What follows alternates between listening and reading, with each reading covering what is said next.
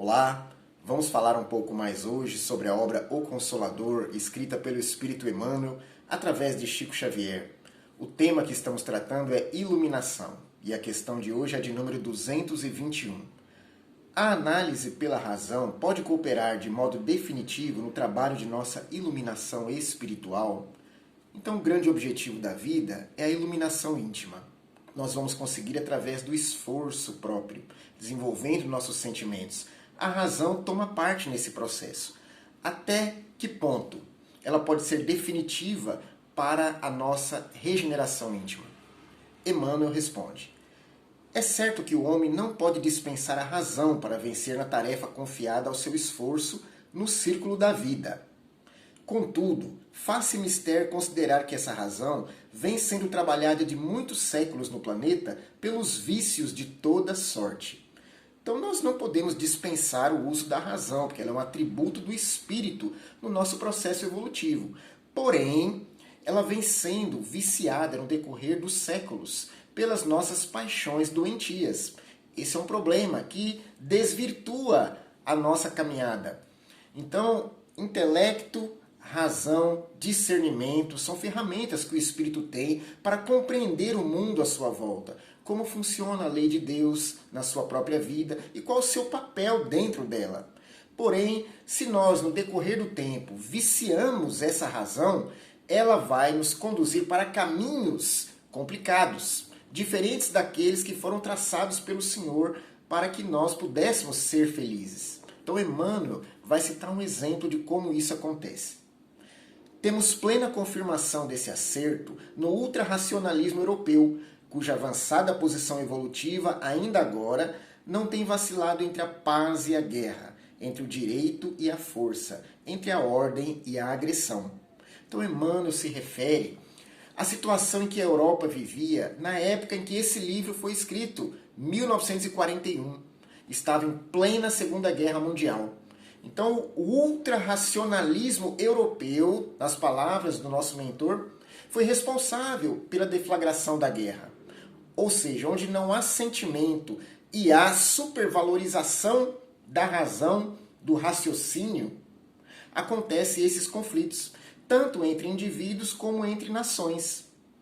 É preciso que reflitamos sobre isso. Se eu muito estudo, mas não procuro aquecer o coração, eu vou ser um cabedal de conhecimento sem a mínima capacidade de me relacionar bem com o semelhante.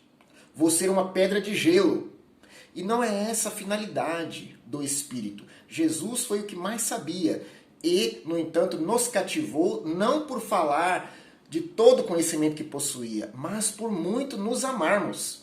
Nós somos até hoje influenciados, envolvidos e sustentados pelo amor do Cristo.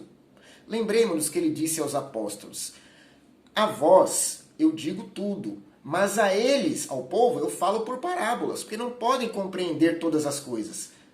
Então ele tinha um modo diferenciado de tratar com as pessoas de acordo com a capacidade que elas traziam dentro de si de compreensão. Os apóstolos foram selecionados porque tinham maior capacidade. O povo em geral precisava das parábolas, das histórias com fundo moral para apreender o fundamento, a essência dos ensinamentos do Cristo. E assim é até hoje. Quantos de nós não compreendemos as parábolas na sua integralidade? É preciso estudá-las a fundo, sempre, para captarmos o ensinamento profundo de Jesus. Se nós achamos que já compreendemos a totalidade desses ensinos, é porque nossa visão ainda é turva, não conseguimos enxergar mais longe. À medida que vamos, com humildade, avançando em conhecimento e principalmente em moralidade, à medida que vamos nos tornando espíritos mais experientes, percebemos que os ensinamentos do Cristo, por mais simples, singelos que pareçam, como as parábolas, eles contêm muito mais informação, muito mais alimento para o espírito imortal do que imaginamos à primeira vista. Então vamos descascando os ensinos como uma cebola que se tira a primeira pele muito fina, depois vai tirando outras camadas e à medida que nós vamos ganhando capacidade, vamos descamando essa cebola e encontrando camadas mais profundas. Então assim são os ensinamentos do Mestre. Enquanto nos determos exclusivamente na racionalidade, no intelecto, vamos achar que já compreendemos. Então, isso se dá com espíritas, por exemplo, que leem muito sobre a caridade, sobre a humildade, e por terem compreendido o conceito, acham que já são caridosos e humildes. Acontece com muitos de nós. Até certo ponto, estamos corretos, porque já conquistamos alguma coisa no sentido dessas virtudes. Porém, ainda falta muito. Normalmente, o que achamos que é caridade ainda precisa ser explorado pelo nosso espírito. Nós nos detemos na superfície. E esse é o problema. Precisamos querer mais. Buscar, observando Jesus, e essa é a recomendação que os Espíritos nos dão, vede Jesus, porque Ele é o vosso guia e modelo. A essência verdadeira do que é ser caridoso, do que é ser humilde. Então eu posso achar que humildade é uma postura exterior que eu assumo diante dos meus companheiros de caminhada. Mas ela está muito além disso, podemos ter certeza. Assim como o egoísmo e o orgulho são as duas grandes paixões responsáveis pelo nosso atraso moral, a caridade e a humildade são as virtudes opostas que nos elevam até o Pai Celestial. Pelo nosso estado íntimo, podemos ter uma ideia de quanto já estamos mergulhados na prática dessas virtudes ou não. Eu me encontro acabrunhado, triste, desesperançado, por vezes irritadiço diante das provas da vida, é sinal de que não há suficientemente ainda compreensão do que são essas virtudes e, logicamente, não há prática delas. Porque quando nós temos a vivência, nós nos tornamos diferentes na lida com as dificuldades cotidianas. Mais resignados, esperançosos, encorajados. Somos mais transparentes, mais leves, não cobramos os outros.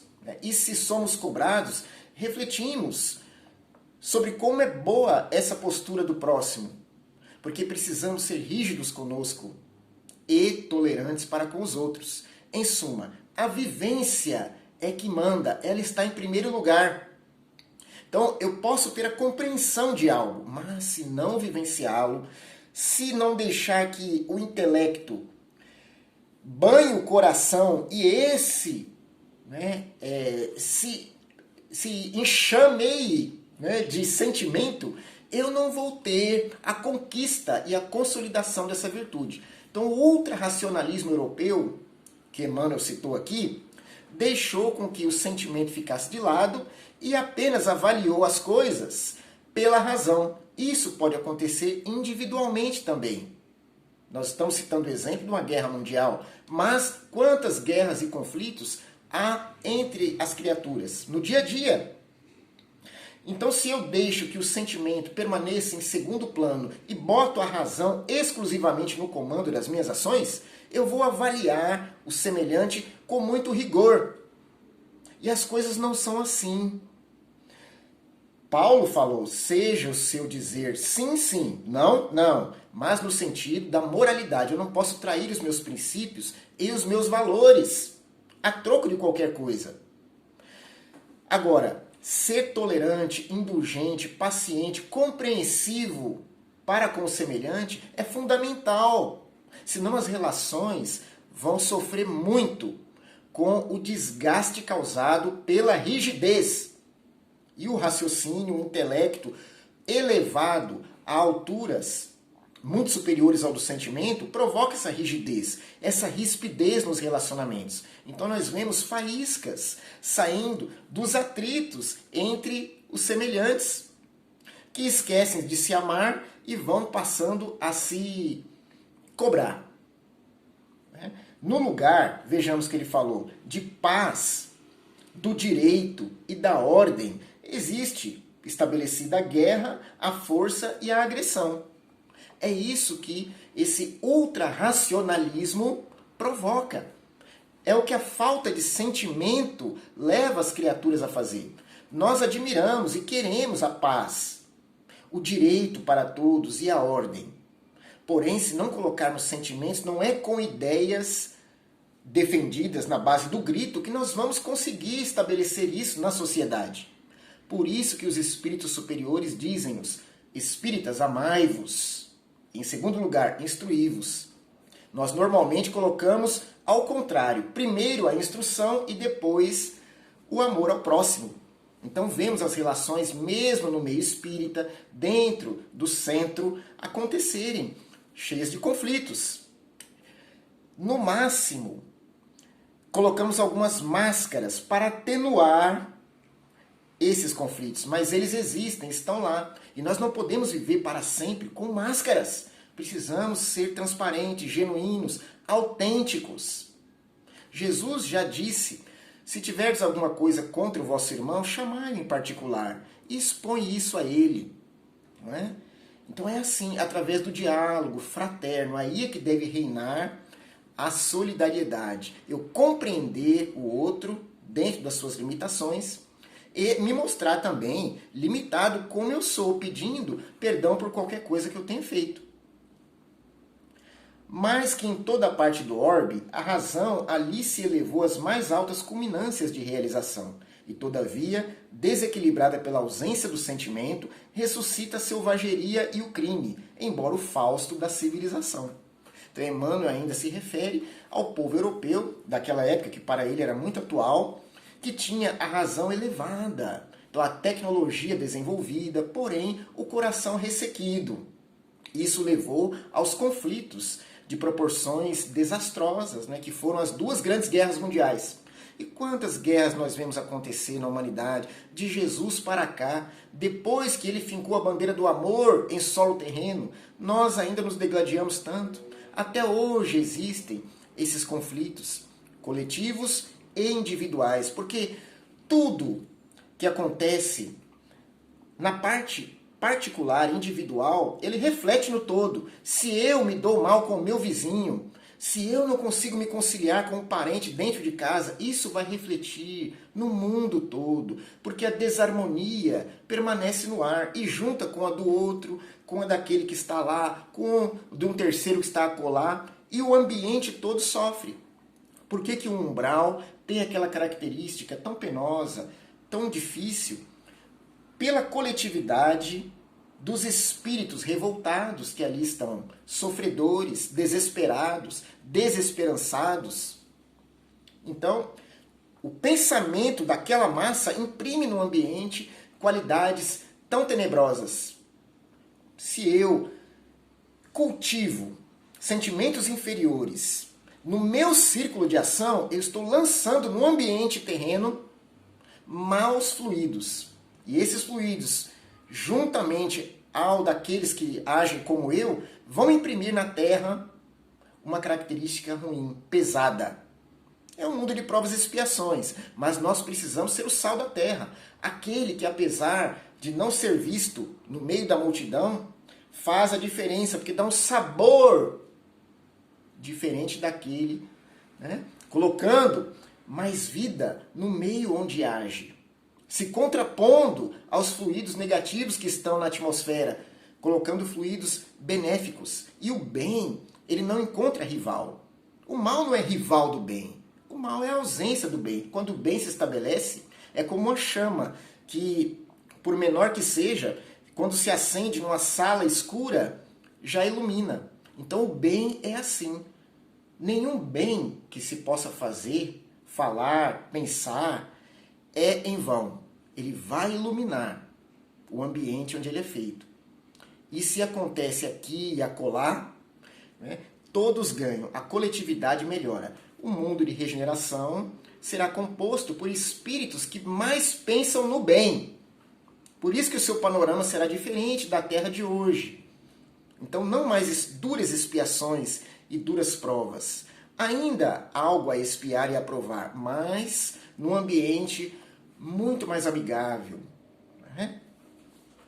Reconhecemos, pois, que na atualidade do orbe, toda iluminação do homem há de nascer, antes de tudo, do sentimento. Então vejamos o que Emmanuel está dizendo. Nós já muito estudamos, compreendemos a natureza, desenvolvemos tecnologia, nos debruçamos sobre os ensinamentos cristãos. É época de vivenciá-los, não mais de decorar versículos para recitar aos outros, mas de vivenciar os ensinos do Cristo. Porque a iluminação interior vai vir a partir dessa vivência. Então é o sentimento renovado que vai alçar o homem a novos degraus de evolução.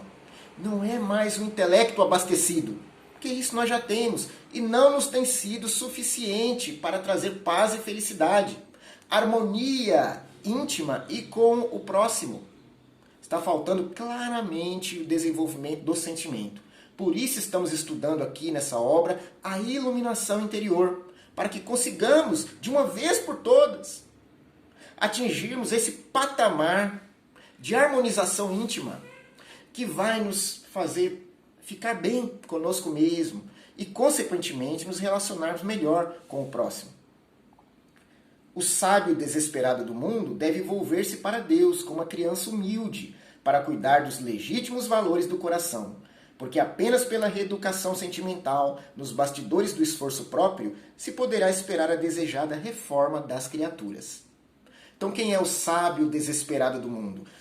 Todos aqueles que têm o conhecimento na mente, no intelecto, e não têm o sentimento avançado, trabalhado, vivo dentro de si. O coração bate devagar, né, enquanto o cérebro pulsa.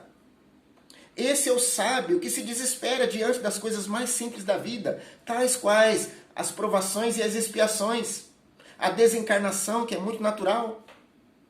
Mas, não tendo sentimento para lidar com essas coisas, se desespera diante dos embates, da luta comum, da morte de um ente querido.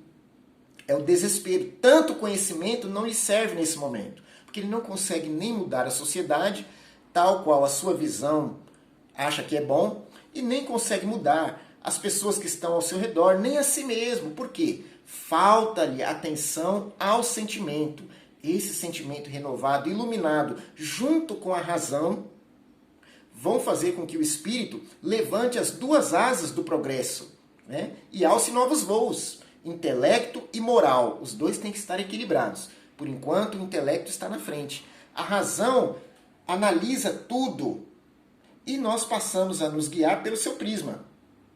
É preciso deixar que o sentimento venha à tona e que banhe a razão, para que tenhamos efetivo progresso, para que a nossa reencarnação seja produtiva, de verdade. Não nos enganemos, de nada adianta o espírito ter muito conhecimento e uma pedra de gelo dentro de si.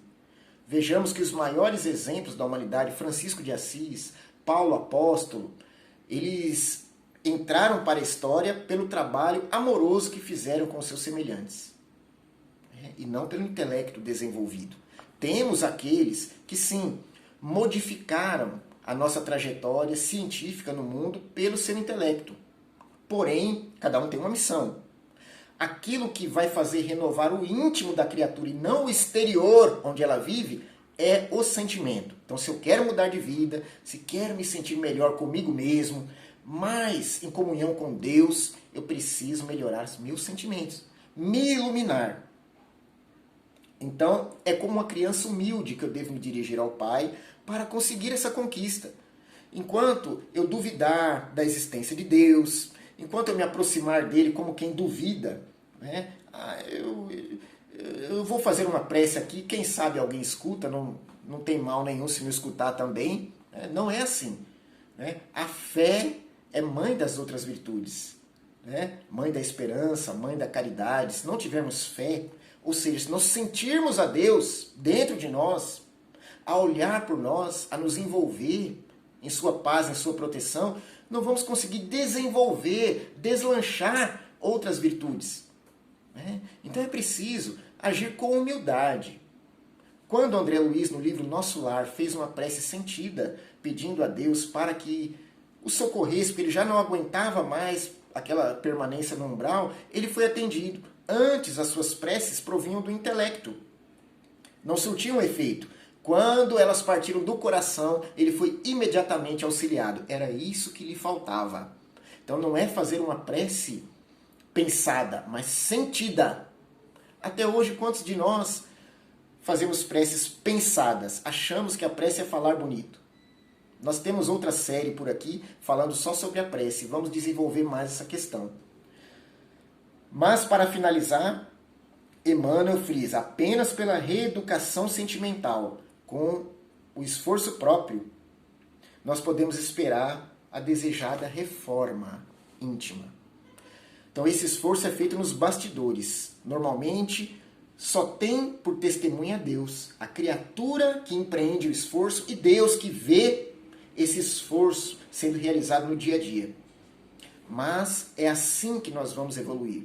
Não é com o aplauso dos outros. Eles vão ver depois a manifestação da nossa transformação. Mas a transformação ela se dá intimamente. É de nós para nós mesmos com Deus. Acreditemos então, tenhamos fé, busquemos a melhoria, peçamos com humildade a Deus que nos ajude nesse processo.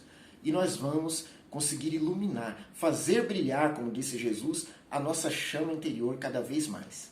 Que a paz de nosso Senhor esteja com todos, que os bons espíritos nos acompanhem, nessa caminhada e que nós nos encontremos sempre para refletirmos juntos a respeito de tão relevantes assuntos. Muito obrigado e até a próxima.